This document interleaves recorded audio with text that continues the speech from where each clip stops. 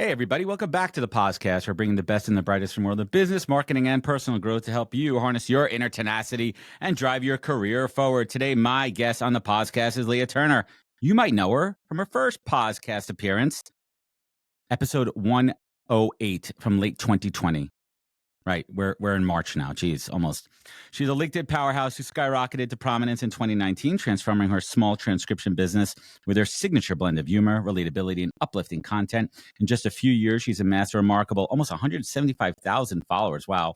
And trained countless professionals leveraging LinkedIn effectively. As a founder of the HoLT community, a global membership of over 580 business owners, Leah empowers entrepreneurs with expert level masterclass and resources to help them thrive.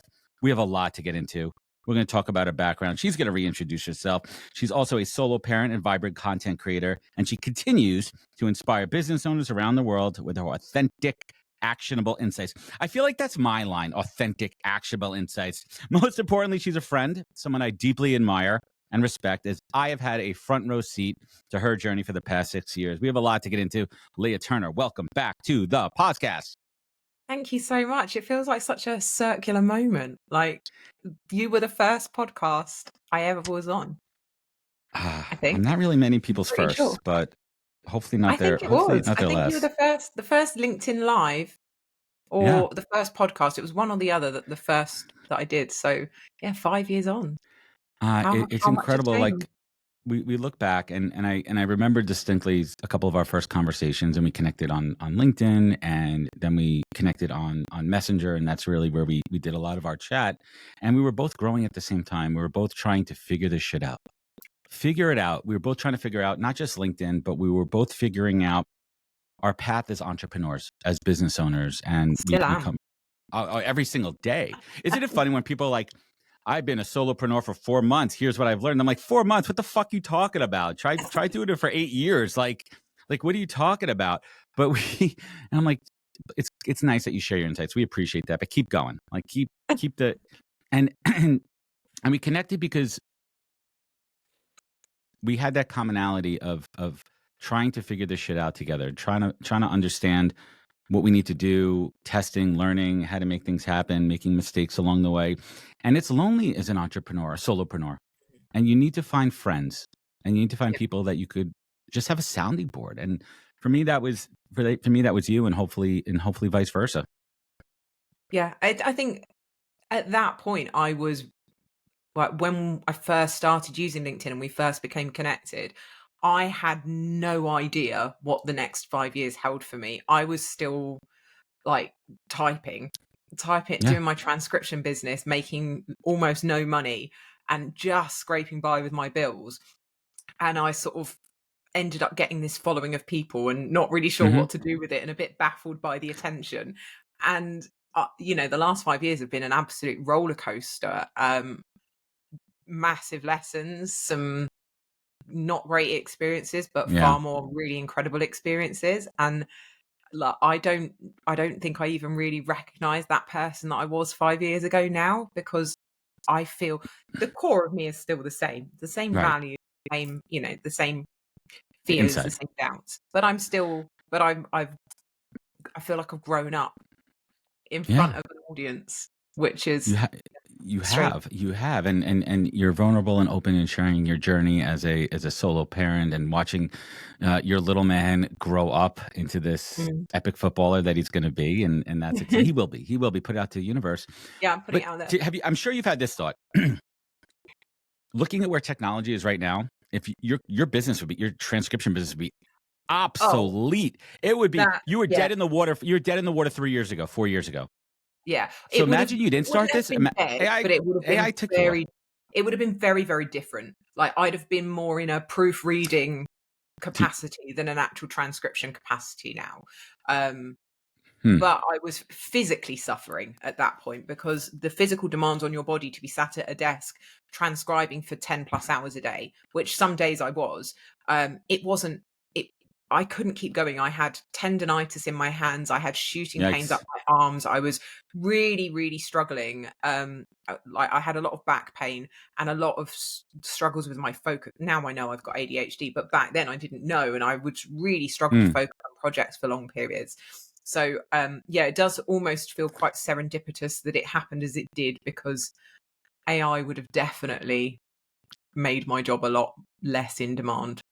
Right. And then you think, I'm sure you've had this thought, what if you didn't jump into this world of content and teaching? Like what if?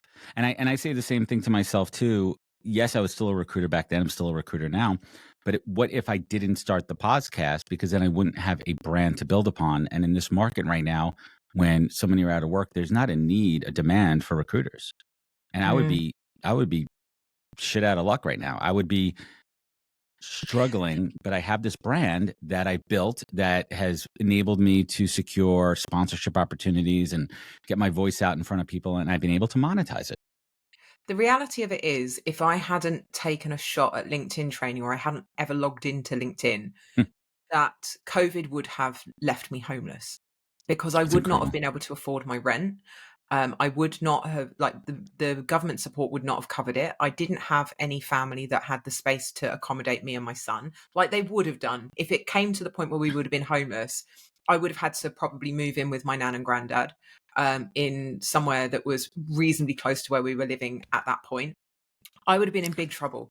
Yeah, And then the way the economy is going now, even if I had managed to get myself back on my feet and get into a rental property, I would have been in a situation where, like, everything's more expensive now in the UK than it was 5 years ago. Not just a brutal. small amount of inflation, like massively. Rent No, it's prices have brutal. gone up crazy. Energy prices have increased.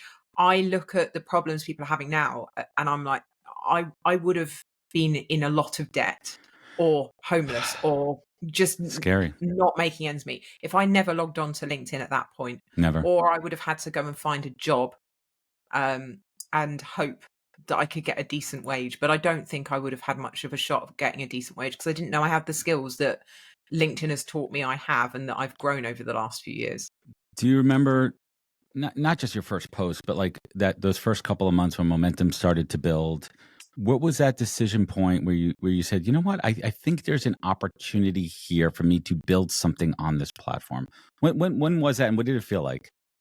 Like what went I through your head at don't that time? remember the exact point. I remember logging in and being like, I need to work less hours, which means I need better clients. When I say better, I was working for doctors and typing medical reports, and say a 10-minute medical report would probably take an hour to type, because of the way the doctor spoke, the very technical language being used, the Right. amount of checking that you had to do. That might take me an hour, and I'd maybe make £10, £10, £12 from it. If I did a building report, it might be a 60-minute report, but I could type it in about 80 minutes, because they Mm, were really simple to do. So I was looking for more building consultants to work for. So I was like, right, I can earn a lot more money in a lot less time if I find right. building Simple consultants. formula. So I went onto LinkedIn to find building consultants to work with. That was the point, um, which would have allowed me to earn extra money. I think at first I wasn't posting. When I did start posting, I was trying to sound like Mrs. Corporate, and Hmm. it felt so disgusting. Like, it But felt it so wasn't. uncomfortable not It being was me. forced. It was forced. Yeah, it was so, like, cringe. And then I think I posted, like, randomly posted a stupid meme, and it wasn't even that funny, but it suddenly got masses of views. And I went, "Oh, okay, like, I can actually embrace humor on LinkedIn. Like, Hmm. that's surprising." And that was quite a turning point. And I think it was around December of 2019 that someone said to me, they were like, "You realize you've got a really big following really fast." And I wasn't tracking numbers at that point. You can verify that. Like, you'll have, Right. I wasn't in, I never even looked at other people's numbers, my numbers, nothing. And it was the first time I was made aware of the fact that my growth on the platform was unusually fast. Hmm. And I remember thinking, wow, okay, that's weird. Like, I was getting loads of connection requests, I was getting loads of follow notifications, but I wasn't really, that wasn't Right. something that was on my radar. And I think it was at that point, when someone highlighted it to me about how unusually fast it had been, I went, huh, that's cool. Like, maybe Hmm. I can do something with that. What can I Uh, do with it? and then Yeah. it was when, I think, by COVID lockdown in March 2020, Jeez. I just got back from Thailand, and they'd started talking about COVID, and locking down, and I panicked, and I was like, I'm going to have to think of something else to do. And I'd had an idea of doing like an ebook on how to grow on LinkedIn, how to find clients on LinkedIn, because I was finding loads and people kept asking me, and I was like, oh, maybe I can just like You figured it make a out though. resource that I could sell for £10 and like help people. And that was the first time I started to think like I could actually make money based on the amount of people asking me how and interacting with my posts. I was like, well, I could probably do something to make money. And then obviously I decided to start offering like one-to-one training, and it was like £99 power hours at the Like, beginning. Like whoa. lots of So now people you're up to start. $100 an hour. That's a crazy increase in your bill rate, Yeah. Yeah. Yeah. right? Yeah. That's exponentially almost tenfold. I mean, that's incredible. Yeah, and that came from seeing other Mm, people on LinkedIn doing similar and charging quite a lot more than that. And I was mm, like, well, I've only been using the platform for 6 months, so I'm not going to try and charge too much, because right. I didn't really consider what I had to offer worth much. And obviously that changed fairly quickly. You mentioned a key moment when you posted that meme and you felt that humor was a Mm, safe space for you. yeah. Now, you are a brand. You have a look, you have a sound, you have a voice, you have a vibe. Was it difficult for you to fully embrace your true self on a social media platform? At first, yes. Um, and I don't think I really knew who my true self was at that point. You're figuring Although it I out. hadn't Yeah. ever really given it much thought. I just was. There was no like strategy behind it or reflection on it. I was just me. And I've always been just me. I've never really been the sort of person that tries to be different to impress others. I'm just like sharp as myself. I've never struggled with that. I worried about the judgment on LinkedIn to start with, Big time. because I'd always been told that a place like the Mhm. corporate world is not a place for someone with lots of tattoos. Like you're never all facial piercings. Like I was not the No. kind of person that anyone in the business world would take seriously. So that was hard to get over, because I had been told that Yeah. for so many years that I was convinced that that was right. Um, but the more I posted with aspects of my personality sort of showing, and a bit of like spunk and a bit of rebelliousness Mhm. and kindness as well. I'm not like some outlaw that's constantly trying to stir trouble, but I am quite opinionated. And I am quite assertive now. But the more I think I saw other people supporting what I was saying and agreeing with it, and also the I private messages that I was getting, that was probably more impactful. The private messages from other women saying, seeing you be bold and unapologetic makes me feel more confident, and it may helped me to do this thing that they'd achieved.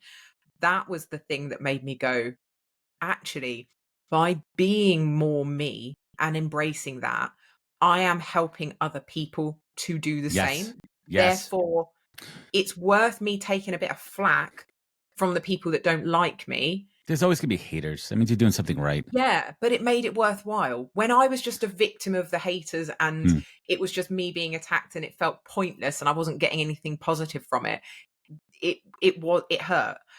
But when I get pushback from other people now, I just think, "Oh, bollocks to you." Like I've got 3 women in my DMs yesterday telling me how they've been inspired to get a new piercing or tell their job about their tattoos so they can wear them out It's loud, so or much more they've mainstream started a now. business as a single mum. And that's the stuff that makes any negativity You worth it, because there's way more positivity than negativity. you're I hate to say this because it's gonna boost you up a little bit, but you're a beacon for authenticity, and authenticity is it's turned into a buzzword, right? And Yeah. because you can't be authentic, you just are authentic, and That's one generally of my speaking, phrases that I use a lot, yeah. is You it some like you authenticity can't? is something that you can be, it's something that you are when you No, stop trying to be anything else. just be yourself. And I am confident that's the reason you and I connected, because just like you, I'm unapologetic. I've never tried to be anything that I'm not here. Early on, obviously, I was very outspoken on the platform, and I took a stance against people hacking it. And for me, that and we're aligned on that. We both do things the Mm. right way. And there's been times where both of us have been lured by the dark side, because you look at these certain people that have reached these numbers, and look at them saying how much they've monetized, and look at them saying how much money they make, and you're like, well, what's the harm in that? What's the harm? You only I've live never once. even been tempted. Not once been So tempted by that. early on, and I'm talking before we even met, this is like early 2019, maybe late 2018, when things started to really build up on the platform. And there was a group of people who did this. And I don't remember the exact time and place, but that thought went through my head. And then I said to myself, fucking kidding me? That's not who I am. I'm not a cheater. I'm not a faker. How the hell am I going to look my kids and my family and my business? How am I going to build an authentic brand on LinkedIn when I'm cheating? Yeah. Right? Like how am I going to justify that? And it was at that moment, and it wasn't even a hard choice. It wasn't even like, but the thought went through my head just from let me see what they're doing and how they're doing it. And once I saw how they were doing it, it was disingenuous, and I felt it was a scam.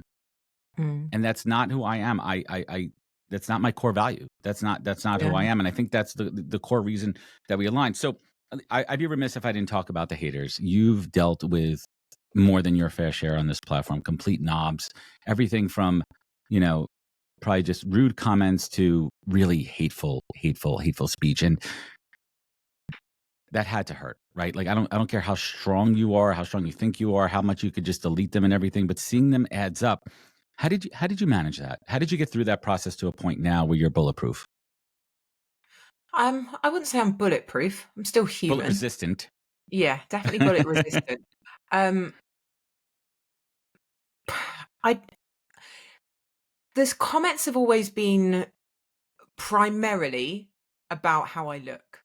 And Yeah. that's either people objectifying me because of how I look, being sleazy because of how I look, or Making saying that I'm assumptions. only successful because of how I look, and sort of minimizing what I've achieved down to, well, it's just because she looks this way. Um, so if no one's attacked me in a way that would really hurt me, like you're a terrible mum, It's or superficial comments, like right? They're yeah, base level. it's They don't know superficial. you. It's all on the So, outside. well, this is the thing. The people that have criticized me are never people who actually know me, No. right? They don't know the woman behind the business. They just know a curated version of what's posted on the internet. They don't know, they don't see me snuggled in bed with my two cats, my dog, and my baby in the morning. They don't see the kind messages that I'm sending people behind the scenes just to check in and see if they're okay because I haven't seen the post for a while. They don't see all of that. They just see someone who's been successful from gaining lots of attention online, however she's done it. And I guess a lot of it comes from envy or Yeah. self-loathing. A lot Jealousy. of it, like she's done something that I have You are maybe what they're tried to not, do. right? You are what Yeah, they're I not. mean, or what they would They like to want to be, be. but maybe doubt Hmm. themselves sometimes. And I've had messages. I remember one woman sent me a message saying that she'd actually gone to therapy. This was such a strange message. She'd gone to therapy and talked about me in therapy. This was someone I did not know, That's because she was crazy. so jealous of me and what I've achieved that she couldn't get past it. And she'd gone to therapy for like a year and then messaged me to tell me that she's now over it. And I was like, I'm not really sure why That's you've messaged me about this because I had no idea and I was quite That's content some not knowing. baby reindeer shit right there. That's some baby It reindeer was stuff going on right it there. was slightly odd, but if it made her feel better, that's fine. But I was a bit like, Mm. you only know whether you're envious in a nasty way or you're envious in a positive way. You only know this. You don't know what's actually going on in my life behind the scenes. You only You don't know know what me. I'm willing to share. But because I share what feels like a lot and I'm very vulnerable, people feel like they know everything. And obviously, I don't share everything. I'm very careful No. about what I do share and what I'm willing to put out into the world.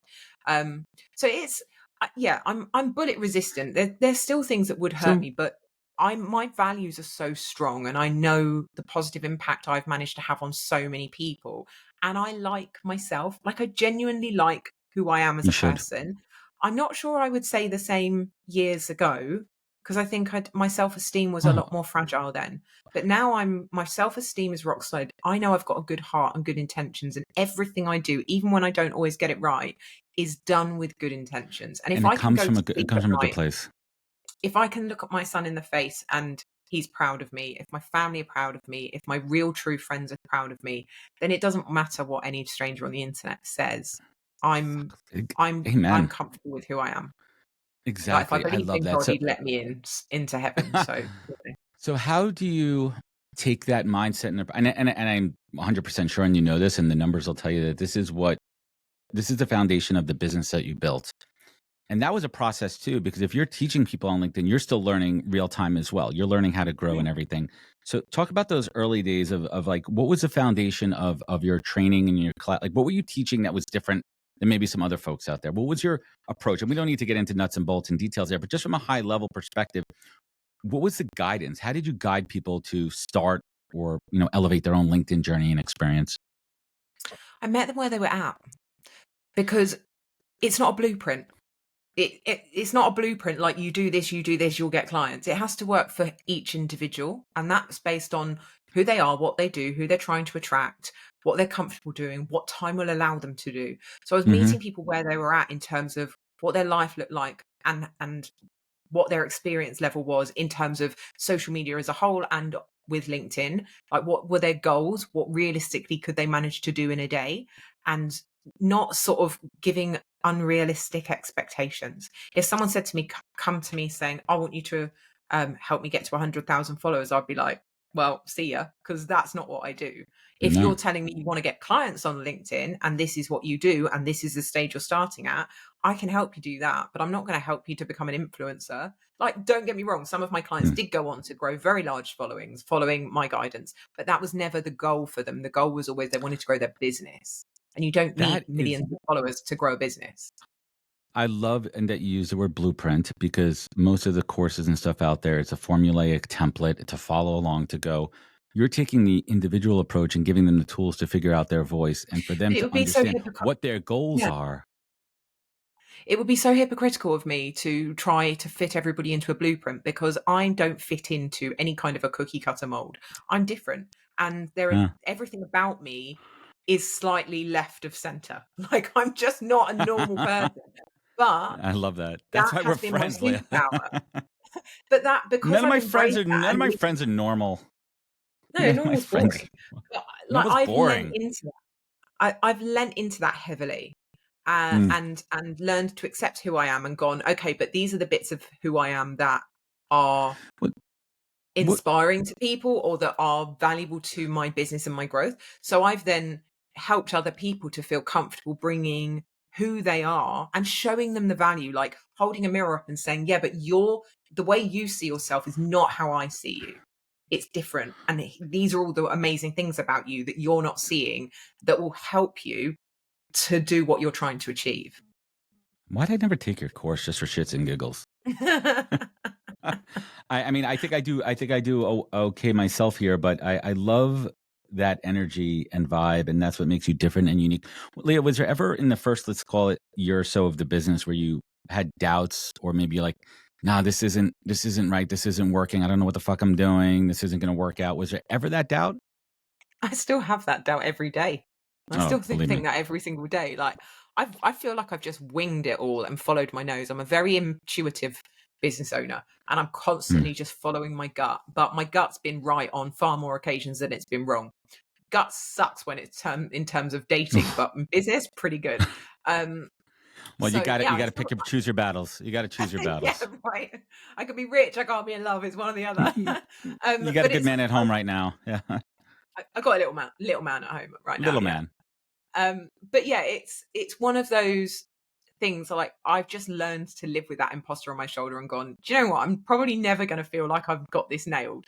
However, I'm still going. I think in the first year of LinkedIn training, I didn't actually think that I would continue LinkedIn training. Like the first 6 months or so, I was just like, well, this is just to get me through lockdown, and then I'll go back to transcription.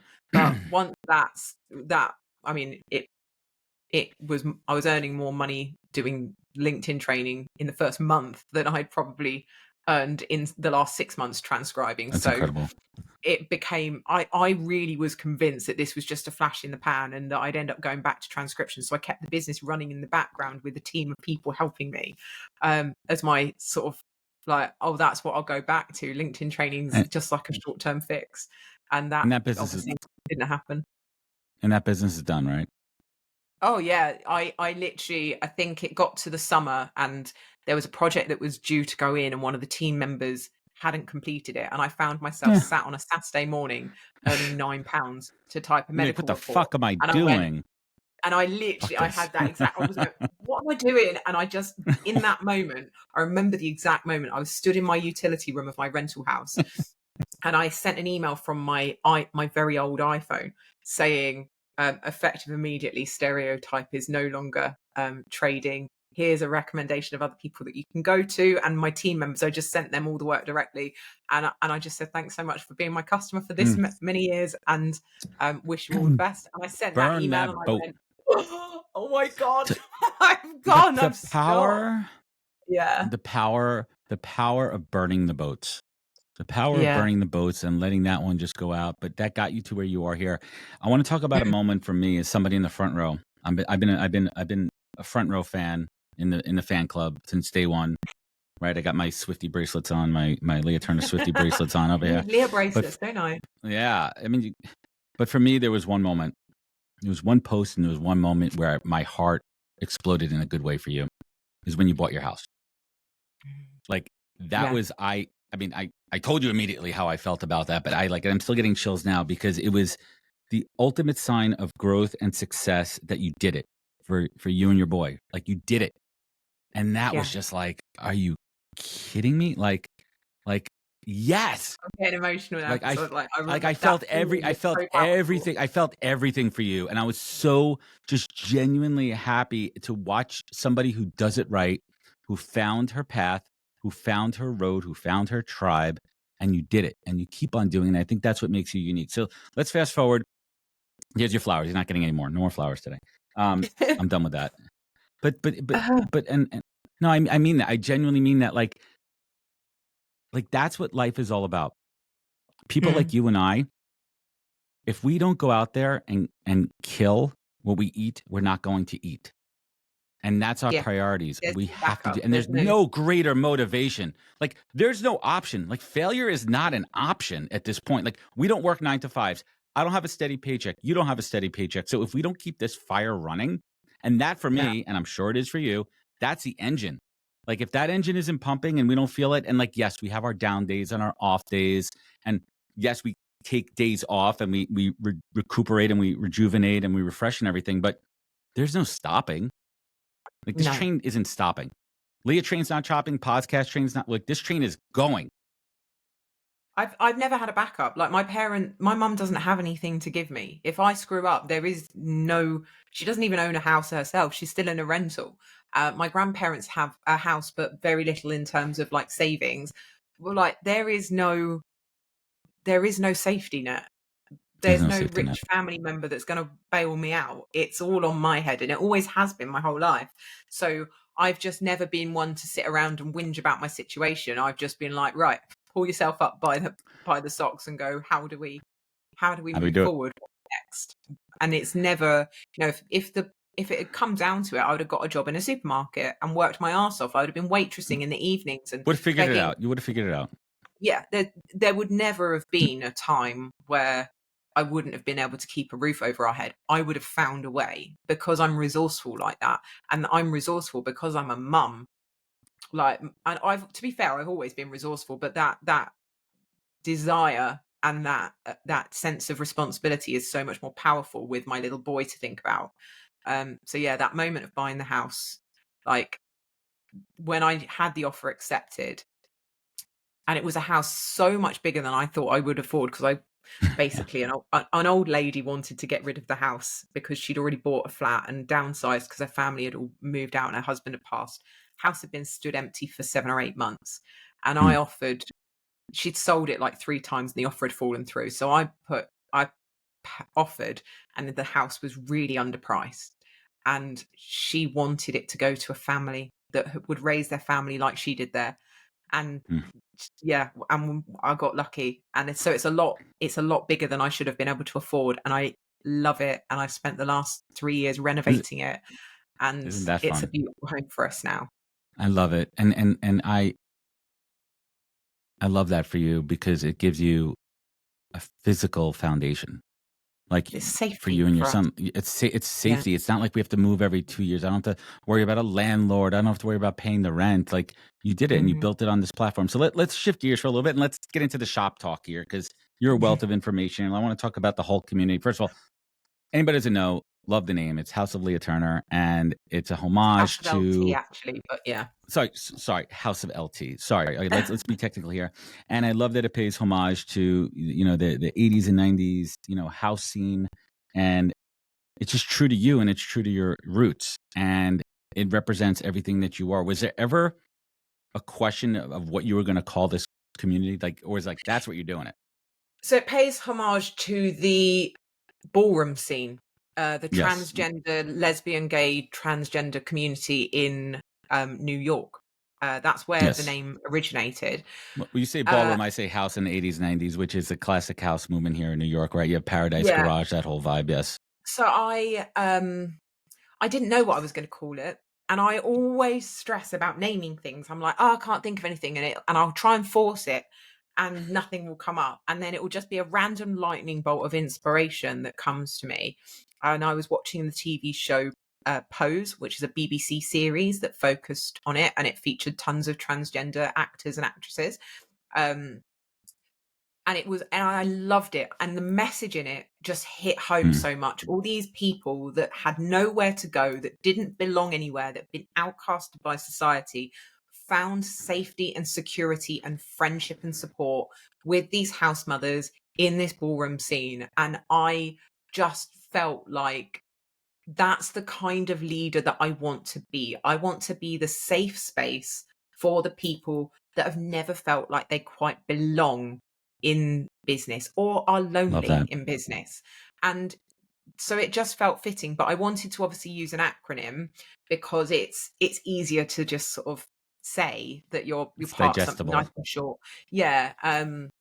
So it took me a while Well, to come up with it, and I was just like torturing I love myself it. because I couldn't think of anything, and then it just sort of popped into my head when I was watching the TV show. So keep me straight here. 580 members, right? About Around 550 at the moment. Yeah, we had a little drop off because of tax season. January and February is always a struggle for communities right. because people are trying to save money, and it's always communities are Tell me always about the it. first thing that go. But luckily for us, most of our members do actually come back. They'll come back after a couple of months because they'll miss it. Um, and so they're not gone 580. for too long. What's the secret sauce to this group? How do you foster that sense of connection? 550 is still a big number, but how, right? Like if you look at psychological, they say like groups shouldn't be more than like 30 people, but you like how do you foster community and creating value pendulums on all sides? How do you get there? And how do you keep it from turning into just a free for all chat room? It is quite a free for all chat room. It's a chat app, so people will do a post and then they can like reply in the thread to the posts. Um, and it's pretty busy in there. Like a lot of people have come into the community and said, "Oh, well, I was in other communities, but there was never really any chat." I'm like, "It's not really a community, then, is it? Like, it's just a membership." Um, and Hmm. ours is busy. Like there's not a day goes past, even at weekends, where people aren't posting multiple times a day in all the different channels that we've got. I think the key to fostering it is me being there. Like I am the reason people have joined. The vast majority Right. are people who've known They about came for my you. brand in some respect or another, and then you've got people that have been brought in by existing members that have no idea like of me, but they've been told the community's great. So that's started to happen. So it's sort of started to go beyond just my brand, but I'm in it every day. Every single day, I'm in there speaking to people, starting conversations, asking questions, helping people to get to know each other. We have community calls, we have in person meeting opportunities. We provide so many like ridiculous amounts of masterclasses. We are giving something for everybody. Whether you're just someone who just wants to use it for the social aspect and being able to Hmm. ask questions, that's fine. Some people come in and they never really engage with the chat, but they're watching the masterclasses, and you'll see them show up to the live calls. Everyone finds their own Or way of value. Right. and we don't put any pressure on people to use it a certain amount. it's not exclusive in any way. It's like we don't just have one accountant in there, right? That's our HoLT accountant now. Everybody has to use that HoLT account. We don't do any of that. It's like you come in, don't behave like a knobhead, be kind, respectful, and Right. supportive of Respectful. each other. And that's the thing, I think, because people can ask a question in there, and inevitably, like I'm yet to see someone ask a question that someone doesn't have an answer to, and That's the or know key. someone to recommend. Literally within an hour, someone said, "Oh, I'm having problems with some SEO for YouTube. I hired someone. They've not done it properly. Can anyone do it?" Within an hour, like I'd tagged someone that knew, and they jumped on a call the following day, problem solved. Like he had all the advice he needed. And that happens every day. I don't even know the full extent of it all because I'm just like, they don't tell me about all the private conversations they're all having, you know? I love So it. I think What?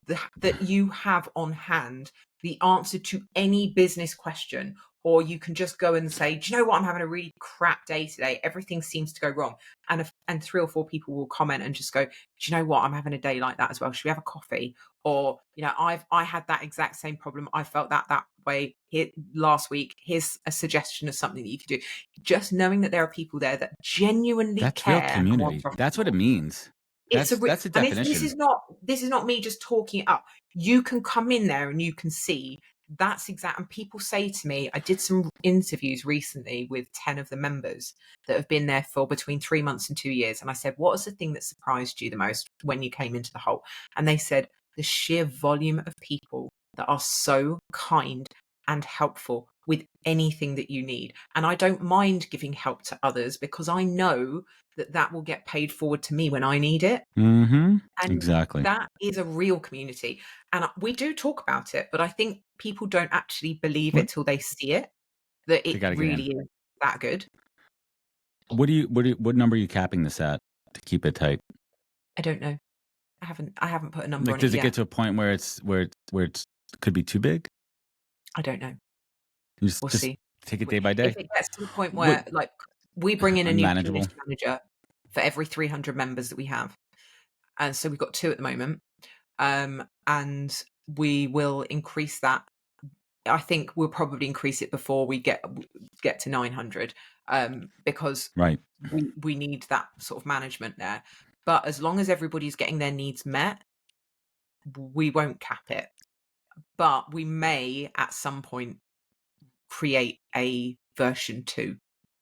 Hmm. And so, like, if it gets to the point where we can't keep going, we would potentially create a version 2 where people can come together in certain channels, but not all of them, and they can come together for masterclasses, but not all the chat channels, which we can do within the app that we Interesting. use. We would be able to divide chat Uh, channels up. So it could even be like that we do it regionally and say, right, the advice and questions is for everybody, but the general chat and the chit chat ones, we'd have like regional you're gonna have to one. sub that out.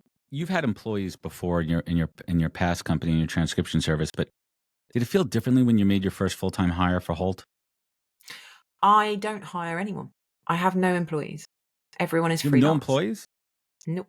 Sorry, Everybody your is a first. Sorry, freelancer and let me rephrase everybody is that. Let me rephrase that. The need to hire that first freelancer when you said to yourself, "I cannot do this all myself, and I need to scale." um well, I had help right from the beginning of launching it because I Hmm. needed to help to get the techs all set up. So Right. Laura and Alex from IT Moon do that for me. Um and I already had an accountant and I had a financial advisor. So I had people, and I had a VA as well. So I already had people that I was working alongside that helped me to get the whole Right. going. When first brought in, and I had the tech team in place, and they were supporting me with anything that went wrong, and they were just on a like pay as you need them basis. Mm-hmm. Then I brought in Danielle. So that was 18 months ago now. She was the first community manager because it was like, I literally no longer have enough time to answer all of the questions and be as Can't present as do I it. need to be. I was still doing the LinkedIn training. So I was like, right, we need someone who's in the community that can network people together, tag people that need to be tagged, etc., etc. So it felt good. And I was really confident in who I was bringing in because she'd been a member since the beginning. It's like, so So she it was knew, yeah, yeah, she knew the yeah. vibe. She knew everything. I already It had was my eyes natural. set on her when I knew that I was going to need Hmm. to have someone. I was like, I'm going to need a community manager at some point. That's who it's going to be. And Love then it. I forced her to give up her full time. She was still working as a teacher, and I But was it's like, both. quit! I need you. So, You recruited her. Now you can start a recruiting bit. So let me ask you this. I mean, you're in the group all day. What are some of those, especially 2025, early 2025? What are these things that are keeping small business owners up at night? What are you hearing? What are the pain points right now? What are some of those not common making themes enough that you're money, hearing? not people not spending. That's a real pain point for a lot of people at the moment. They're worried because everybody's freaking out about price increases. Everybody's skint. Not Mm-hmm. everybody, but like a good portion of their ideal client bases are all not spending money. Or they'll put it off till Q2 because it's been a heavy tax Yeah. bill or something. Tell me about it. Um, so I think that's a big pain point for people, and I think just overwhelm, because and that's not a 2025 thing, that's just a general thing. When you're a business owner, we go into running a business knowing very well how to do the service that we're selling, right? If you're a coach, you might be extremely good as a coach, but you don't have a clue about managing your finances, and you don't know anything about marketing or social media or copywriting or building a newsletter. Like, you don't know these things, and there's so much to learn, and you're surrounded by people that appear to be smashing it, and you're Mm-hmm. like, but how are they doing it all on their own? And I don't think enough people are transparent about actually how much support they have from the people that like are on their teams. And they'll say, "Oh, I'm a solopreneur." It's like, yeah, but Yeah, but they have a whole team you have behind an them. email marketer and a tech team, and you've got an accountant, and you've got a VA. So you're not actually on your own, are you? And people are like, "Oh, I'm a one person business." I don't ever say I'm a Hmm. one person business, because I'm not. I have a massive team now. Like, there's probably 10 people that support my businesses on a weekly basis now. And that for me feels massive. But they're all people that I've hired from within the community, which I I love. love that. That's great. Because straight away that I've got shared values with them, and that they want to see Right? what I'm Isn't doing. that like hire from within? Hire from within. That's Mm, incredible. Let's shift yeah. gears and talk about the podcast. Let's talk about the podcast, the HoLT Survival Mm. Guide for Small Business. First of all, you need to come up with a shorter title for that. I do like it though, but it's a little. Keywords. It's good for keywords. It is good for it's good for keywords. And Mm, the funny thing is, like, I've been playing around that too with, like, after the podcast, it was career and life journeys. I had that for a while, and then I morphed mm, it back down to decoding success. And I'm starting to play around with the words a little bit for that second part of, because no one's looking for the podcast unless you're specifically looking for that show. And I saw that as a yeah. pain point early on, so I played around with the SEO there. But I consult folks on building podcasts. That's one of the things I love to do. And the first question I ask is, what is the why behind you launching this podcast? I want more small business owners to know what it's really like to run a small business, not the social media version of it. Right.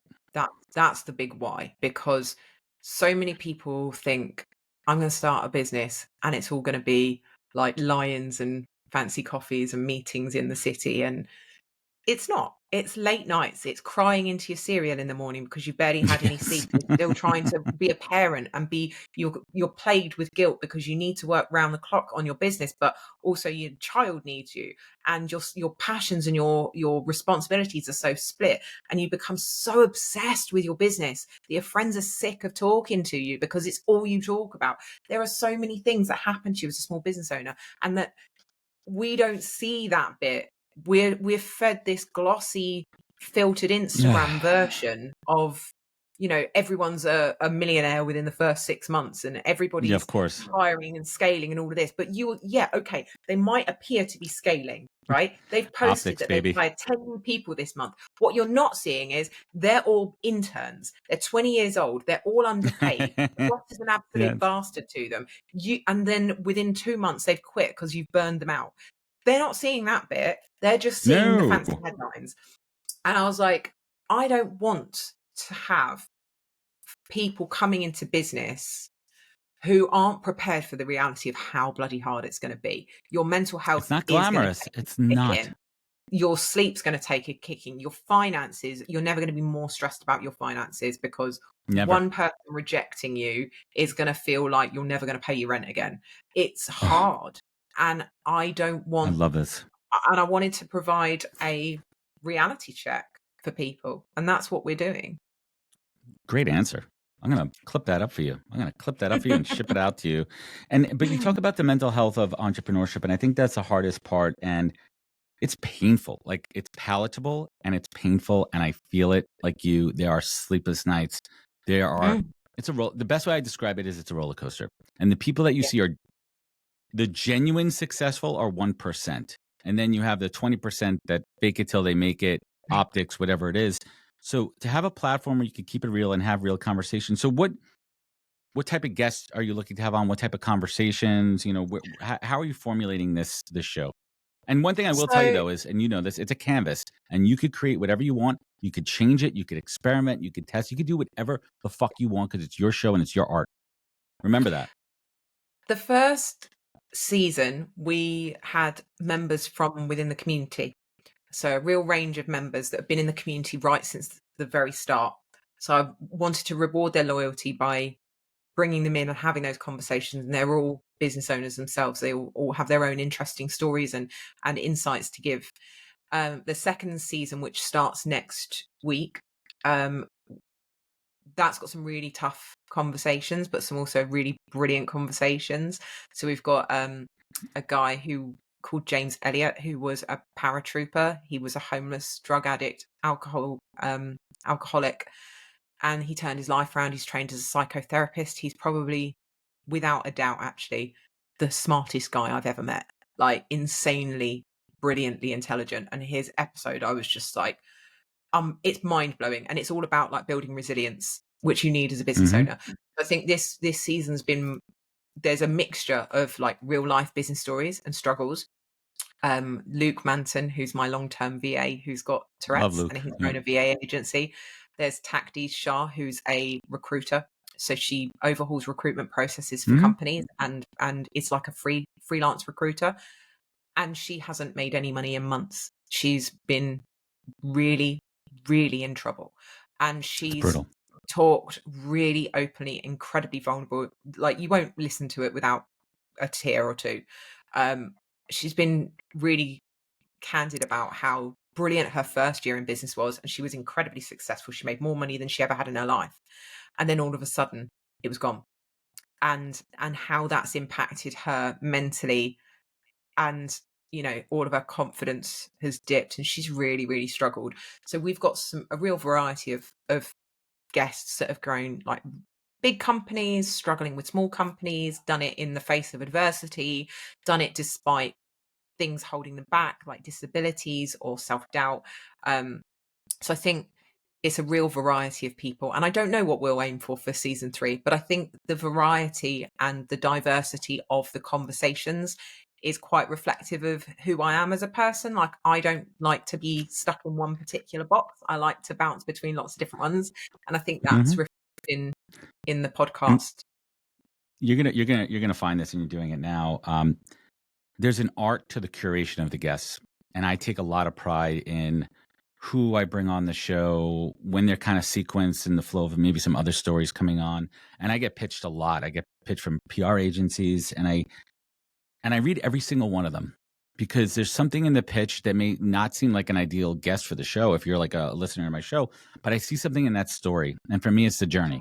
And I want to see the struggle. I want to see the comeback. And yes, it has to be relevant and it has to be something I'm interested in. Like I get pitched people who run like franchise businesses and financial planning. I'm like, that's nope. Because here's the deal. And you'll agree with this, hopefully. If I'm not interested as a host, you're not going to be interested as a listener because you're not going to hear the best of me. You're not going to hear Yeah. me actually caring and giving a shit about the conversation that I'm having.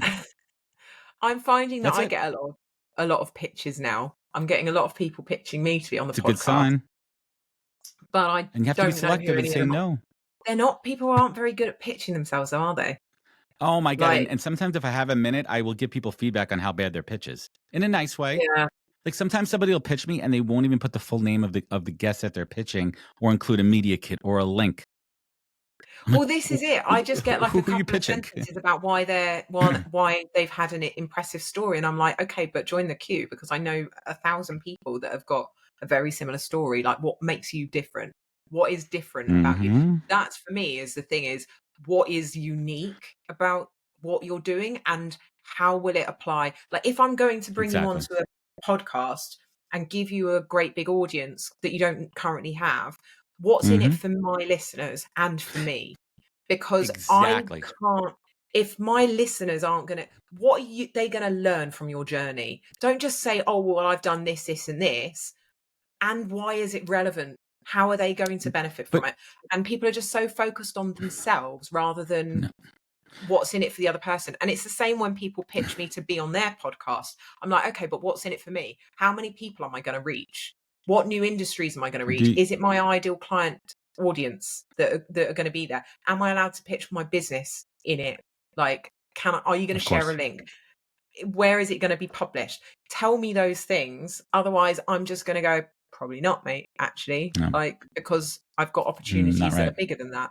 And Yeah. I think people are just generally a bit self-absorbed when it comes. And I don't think it's intentional. I just think they don't know how to pitch No. themselves. I think they don't and you hit the nail on the head, and I'm gonna reiterate what you said because I push back on people. I go, "What is my audience going to get out of this? My specific Mm, audience." Instead of yeah, just a generic pitch, it's all about you. Like, so when a pitch comes to me and they frame it that way, that gets my yeah, attention. Okay, what is yeah. my audience? How's it relevant to it? Quick question. You have a hard stop? No, Great. So I no, can we're keep good. this going a little bit here. Back to LinkedIn. I just want to kind of circle it back here. Give us some secret tips here. What do you see small business owners not doing well on LinkedIn to attract clients or engage with them or find them? They post content, but they never actually bother to contribute to other people's content. That's a classic. One They sided. just think, oh, if I post content on LinkedIn, then people will see it and want to buy from me. Well, they're not going to see it actually because it's going to show it to very few people unless you're actually putting effort into supporting others. LinkedIn rewards mutual effort. Um, and actually, a lot of clients and a lot of followers will come from the comments you're leaving in other people's content. And I don't mean just pick someone like Justin Welsh who gets 2,000 comments on every post. Yeah. I mean, like, pick something where your comment is going to be noticeable. Go to Mm-hmm. smaller creators with less busy comment sections. Like busy comment sections can be great if you're getting into a back and forth in a comment, like a sub thread on a comment. But if you're just going to comment on Justin Welsh's post and hope that Just to gets you seen when there's thousands and thousands of do comments, you? that's not helping your business. Sorry, I Justin got it. Welsh, listening. But it's not. It's He's not not going to listening. help you. Um, I but it's one of those like and I would even say like trying to use my comment section to get seen isn't great. You can use my comment section to find other people that you relate to, yes. Use it the right but way. if you're using my comment section to get seen by other people in my comment sections, you're probably not going to find much success. But you can go through and see who's commented, because if you like my content and they like my content, you've got something in common. Maybe there's some shared values there. You might get along. Maybe there's a similar sense of humor. So Amen. it's thinking about you need to contribute as well as The right create. way. You can probably get away with more with the comments that you'll leave because more people, when you leave a comment that new people are going to see you. When you post a piece of content, you can't guarantee the algorithm's going to show it to anyone beyond your network. So in Well, 2025, commenting and getting into the DMs, most people don't realize that if you have a two-way DM conversation with someone in your network, it pushes your content onto their feed because a DM conversation literally tells your algorithm these two people are interested in one another. So I you didn't know start that. seeing their content more on your I feed. So if I you're didn't know worried I you're didn't know not the being DM element seen, to it.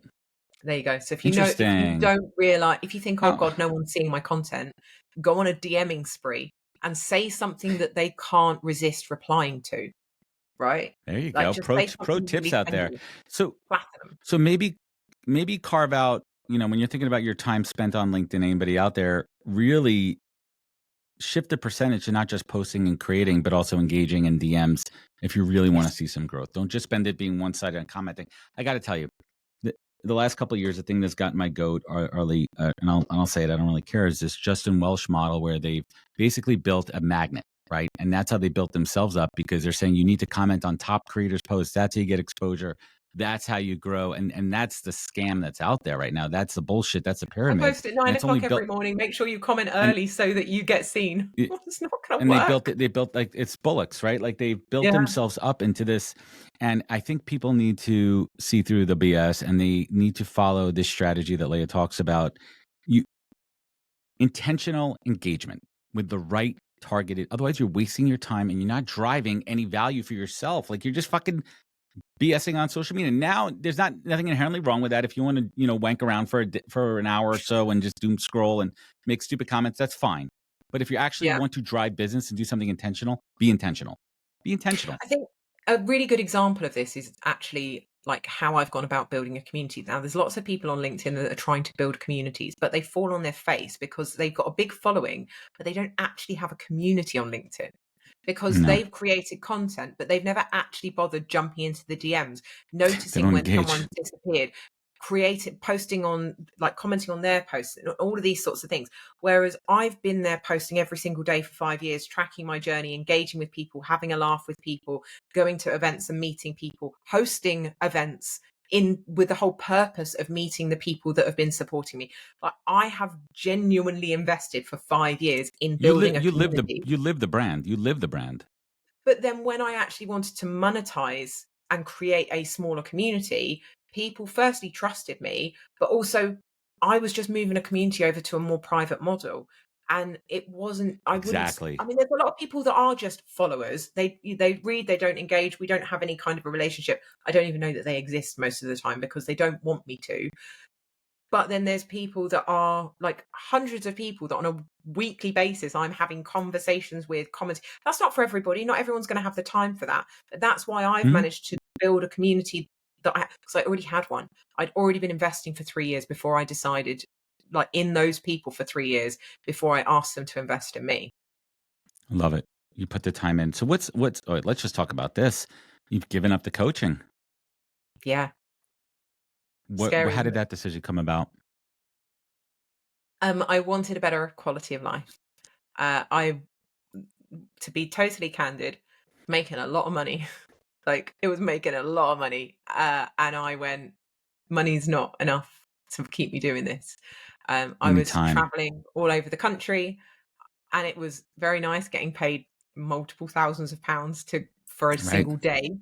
Um, To talk about LinkedIn and yeah, branding and but code. it was like it's the cost, the cost of doing that was being away from my son overnight, the exhaustion of traveling, my social battery ebbing low for the next Mhm, few days because I spent it all like on a coaching mhm, day.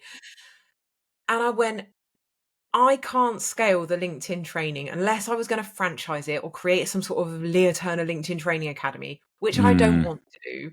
Um, because like I can teach people how to teach LinkedIn, but I can't teach them how to be me. And that's such a key part of what I do is I'm not just a LinkedIn trainer. I'm a marketer. I'm creative. My brain pings around all the time, and mhm, my empathy and how I relate to people is all part of that. I can't teach that. That comes from nearly 40 years of life experience. yeah, Right. That's not, you can't just take someone in a classroom. you Here's how you to be me. And you that's can't do that. like the essence of what I do. So I didn't want to do that. So the only way I could, there was no way for me to scale it. And the whole is scalable. The whole is scalable. It's sellable. It's not that I'm planning on selling it. I can repeat it and create another one. And it also lights Get me up because I can still do LinkedIn training. We still do the mhm, LinkedIn training call once a month where I do like a LinkedIn Q&A. But I can help more people on a and it take up less of my time, and I don't have to travel as much, you're or if I am scaling, you're traveling, it's to do scaling. fun things. So I love it, it and was just that's I had to just take the it's financial growth. hit for until the HoLT has grown enough But that it's now replacing the LinkedIn training as well. But that's okay because I'm still making more than enough to survive on. Like I'm used to living a frugal life. So it's like, right, it's all it's gravy. all It's all very nice gravy. making all this money, but I'm not, I wasn't happy anymore doing it. It was just And exhausting. look at the time, and look at the time it's giving you with your son. I mean, you're a soccer Yeah, mom, and you need I and that know. time you will never get back. We Yeah, talked about before you went on exactly. air how fast these kids are growing up, and you're Mm, never like. I had this crazy revelation the other day. My daughter's turning 13. I'm like, I have 5 more years of her in the house, and that scared the shit out of me. I was like, yeah, 5 more years. I'm like, no, I don't want to see her grow up. I don't want that. But that is life, and that's yeah. that. So let's bring it home here. So what's next on the horizon for Leah Turner? Probably need to book a holiday. I Yeah, haven't booked any holidays for this year where yet. haven't you been? Um, I mean, where haven't you been? Where do you want to go? oh, loads of places. Yeah, I really want to go to do more of like Central and South America. I'd I've not really been there. like to go to the Philippines, but I need my Hmm. son to be a little bit more adventurous with his food before we go to the That is a Philippines. tricky one. Yeah. Yeah. I also want to go back to Africa. I'd like to take him on safari. Oh So yeah. that one's like I think we probably will just do like a beach holiday as well this year, like a week by the beach, Sometimes just those are chilling. just chill, I need just like a feet in the rest sand. holiday as well as an adventure holiday. Right. There's two different. There's vacation and then there's trips. Right. You need to. A vacation is in the feet in the sand, Yeah, chilling, and then trips are adventures where you're gonna be yeah. up, mobile, seeing shit. You need And to mix it sometimes up. we can do both. Sometimes we You do can both, mix it but up. I think yeah, I don't know. I need to chat with him and see like come up with a Well, short list of options and see what he fancies. I In love it. terms of the business, I don't really know. I'm just keeping on with the HoLT for the moment. I want to grow the HoLT. I'd like to hit 700 members by the end of the year, but because That's I don't want to doable. race, like we have we only let 25 people in a month, deliberately, even though there's over 1,000 on the waiting list, because we want to grow it sustainably and we Right. prioritize the experience of the existing members. Um, so yeah, What's I just want to. I want to have a year where I'm not pushing myself constantly. I you like earned it? a year where I'm not flying all over the place to speak at events and I'm not saying yes to things that I don't need to say yes to. And I'm doing things that are just focused on what's good for the community, what's good for me and my son, and what's good for my own. Love it. I'm turning 40 this year, and I think I just wanted to have a No year where I was way. like, I am not going to be. You need a I me just don't year. want to rush. I feel like I've Imagine. just rushed through the last 5 years, and I want to have a year Take a of not rushing. break. Yeah. You earned it. Let's let's just quickly talk about the power. You are in a place right now where you Mm. could say no to things. Maybe not a couple years ago because you needed to make some freaking money and you had to make shit happen. There's so much power in the ability to say no to something, right? Isn't it like Mm. empowering? You're like, no, I Oh, don't have to do that, or I don't want to do that. I don't need to do it. I don't have to, and I don't want to. And you say it in a respectful way, and people respect that. And there's value that comes at a cost, but it's worth every penny. I was having this exact conversation yesterday with one of the HoLT members when we were at the co-working space in Manchester having like a meetup day. And she had somebody that kept emailing her every couple of months about working with her, but never actually followed through. Mm. And I said to her, you need to just set some boundaries and say to her, you're now at this point now, you're wasting my time. So please stop emailing. We're clearly not a fit. Off you go. And I was telling her about some occasions that I've said very strong no's and really set down like someone's just tried to push my prices too much and I've said, you know what, you're disrespecting me, I don't want to work with you. And men receive that a lot worse than women. And Oh yeah. they're like, what, you're set, but I'm offering you these thousands of pounds. I'm like, yeah, but my price is actually twice that, and I was offering you a discount because you asked, you were going to book multiple services. And I just went, no. And they can't believe that you will walk away from multiple thousands of pounds. I'm like, Are you really I don't saying need no your to money me? because you're gonna walk. I'm gonna say no to you, and It's somebody else is bad gonna money. walk through the door tomorrow who's gonna offer me my full fee. Not going to argue with me, and I'm not going to feel disrespected. I don't want to work with someone who disrespects me. I No, never in a million years would have done that 5 years ago. Not a no. chance. I would have said Yeah, yes to anything that makes me money. because you need The it. fact that I walked away from LinkedIn training now, when it was making as much money as it was, it it makes me feel sick, like the imposter in me, like the unconfident Yeah, person you'll be all right makes me about feel it. sick. But I go, but I don't need to be rich to be But happy it's also because I gonna was open up. happy But it's before I also had money.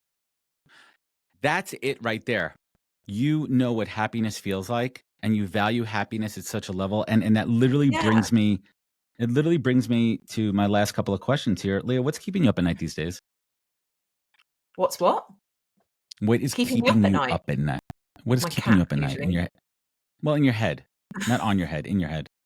Just like, Um, well, I mean, I'm a natural busy brain, so, like, ADHD, my head's always whizzing about, but nothing particular. I don't stress. I'm not a stressed person. I have my little anxieties good here on and there, you. but I'm pretty laid back about most things in life. I don't have any drama going on in my life. There's no unfaithful man out there cheating on me. I'm like I think that's probably why I sleep well at night, because there isn't a man, like, making me I have to think anxious. about that. Like, I Oh just my have the God. I perfect love it. little son who brings me coffee in the morning and cuddles, and a dog that Well sleeps on my done. bed with me. Like, I wake up happy, I go to sleep happy. I always feel like I've been productive and helped people during the day. Like, I feel like I'm making a positive impact on the world on a daily basis. Even the days where things go wrong, I'm like, yeah, but I had that conversation with someone and gave them that piece of advice and they were delighted by it. That, for me, helps me sleep at night. I love And this for you. This is yeah. great. What a great Feel 6 like I years this found has my been, Leah. purpose, like genuinely Yes. found my purpose, Fuck and yes. I'm living it every day. So Let's bring it cringe. home It's so here. cliche, isn't it? No, it's not. This is going to make such a good LinkedIn post. I can't wait to clip this up. Here's the craziest thing, people. This is a little fun fact about podcasting here. Typically, I'm about 7 weeks ahead from recording a show to airing it. This is going to be the first time that this show is probably going to come out tomorrow because of the sequencing. I'm not going to bore people with the details here. The show literally coming out either today, like not today, it'll come out tomorrow or Saturday over the weekend. So this is as fresh as it gets. This conversation just Whoa. happened. You're listening to it. It just happened because we had to schedule some things, but and it fits in, and I'm excited about that because I haven't done that. I'd never done a quick turn podcast like this, and we're doing it, and I think it's going to be really exciting. And I want everyone, when they see these clips and they listen to it, I want everyone to follow up in the comments here, get involved in the conversation. I'm excited to meet a lot of folks in your tribe and vice versa here. Leah Turner, let's bring it home. I love that I've had this front row seat. I am fan club. Like if I had LT swag right here, I'd be rocking it, and you know that. And I deeply value our friendship, how much we've supported each other along the way, and this is what it's all about. Crossing ponds, yes, and we hung out in an old airplane at JFK Airport It's a couple the of years most back, random and story. oh, it was great. She had a layover, and I'm like, fuck it. I live 40 minutes away. I'm gonna hop on the train and come hang out and have a drink in an old airplane. But we had a great time. We had a good chat, and it was great to physically give you a nice hug and see you in person. And that's what it's all about, right? It's all about connections. It's all about forming real, genuine connections with people. And not Mhm. everybody has to have a relationship like we do, right? Like you don't have to have that, but when you have it, it's incredible. So let's bring it home. 6 years later, lots has changed, Mm. but lots has stayed the same inside. And it's been incredible to watch you grow and be an incredible mom and watch your son grow up. And he looks at you, you know he's proud. And there's Oh, he nothing tells me he's stronger. proud. Yeah, he There's tells nothing me. stronger as a parent. And you reach a level of success. So I ask you right now, in February 2025, Leah Turner, how do you define success? It's it's just finding peace, I think. Like, for me, m like, I'm still a busy person, but my mind is peaceful in terms of I'm not worried that I'm going to lose everything anymore. Um, I'm not worried that I'm a bad mum. I'm not worried that I'm, my health is good. I'm happy because my success is, for me, success is finding finding that sweet spot. Like, what makes you money? What are you really good at? And what do you love doing?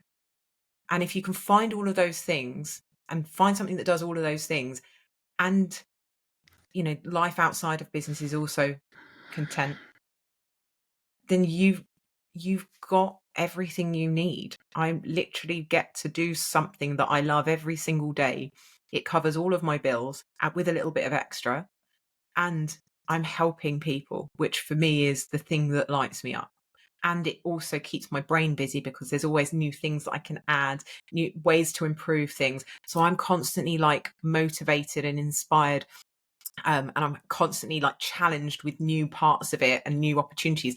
So for me, I found the things that light me up and also give me a sense of purpose and fund the comfortable lifestyle that I've always probably never really imagined that I would ever have. So for me, I have absolutely ticked every box of success I could have ever hoped to. I don't think I would have had the audacity to hope for half of those things 5 or 6 years ago.